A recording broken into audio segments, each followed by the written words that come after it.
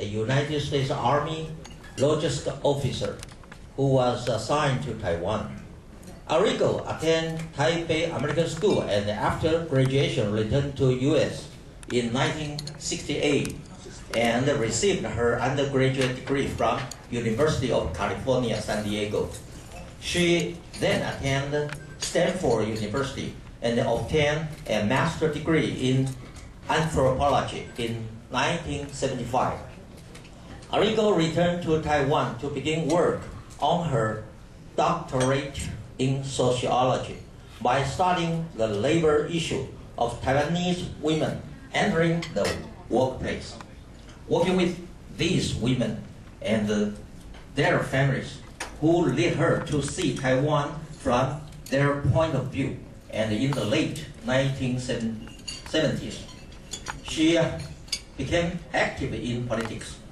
She became an activist in the early years of the Democratic Progressive Party, DPP, and married the DPP chairman, Shiminder, in 1978. The couple formally divorced in 1995. She agreed. I can say that part. The following year, 1979, she was deported and then blacklisted from Taiwan by James Song Chu-yu for her involvement in the Kaohsiung incident. She returned to California and then moved to New York.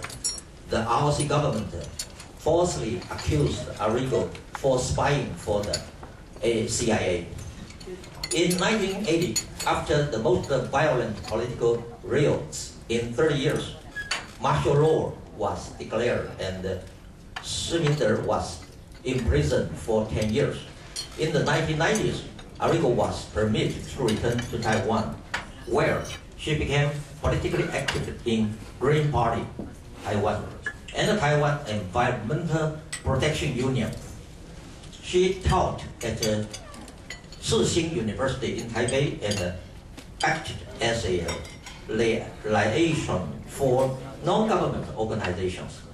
She finished work on her Ph.D. degree in sociology from the State University of New York at Manhattan.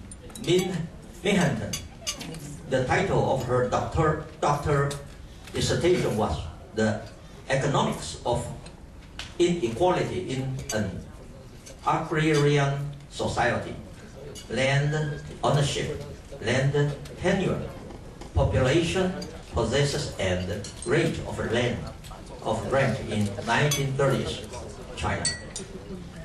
Now, she is teaching in Taipei Medical University, Graduate Institute of Humanities in Medicine. She is now Associate Professor in that department.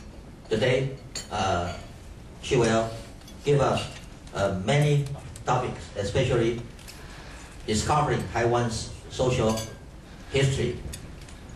Maybe you may know some graveyard of Liuzhangli. Liuzhangli maybe have some important person, such as Ruan Meishu's father, Ruan Chaorhi, or Taida Literature School's professor Lin Maosen, maybe, I don't know. Okay, let's welcome Linda Arrigo.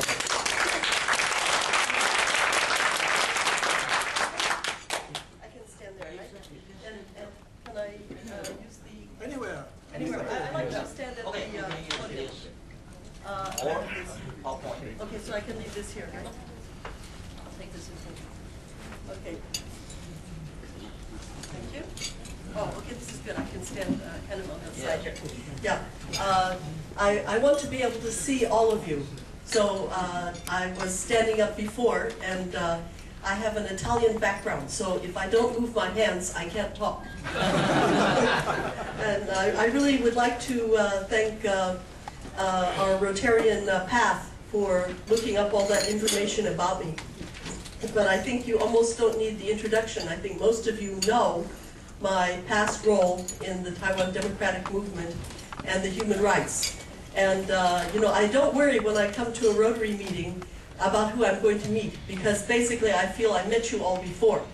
It's kind of my feeling. I met you all before in some past, 20 years ago or 30 years ago.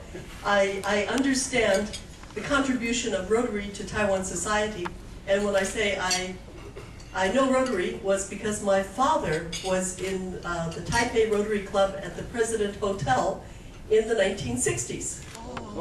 Okay, and my father-in-law, my future father-in-law, was also in the Rotary Club in Taipei for many years, and he was Rotarian Raymond Chen Guozhen, who was the founder of Taiwan 英文杂志社, okay, Formosa Magazine Press, which I think you know was the importer of magazines in the 1960s and 70s, the importers of English magazines. So we got to be clear, that was my first husband. He didn't go to jail, okay? Okay, the English name of the magazine was Formosa Magazine Press, which is almost the same as the magazine we had, 美丽岛杂志.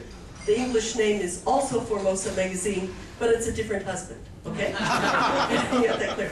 And from the introduction, you might have been a little confused, thinking that I married the head of the chairman of the DPP. No, I married a political prisoner. Okay, I married Linda when he had just gotten out of jail. He'd been jailed for 15 years for sedition, and when I married him, I was particularly doing human rights work, and I was in danger of being deported. Basically, the government wanted to deport me, so I had to hurry up and marry somebody. Okay, but I did make a choice, okay? I did make a wise choice. I chose someone who was very strong in wanting to stand up against the dictatorship. So with this background, I was very happy to walk in and see right away Zhong Yiren, who was fighting a long time before I was, in 228, before we were, and I think he's going to outlive me a lot.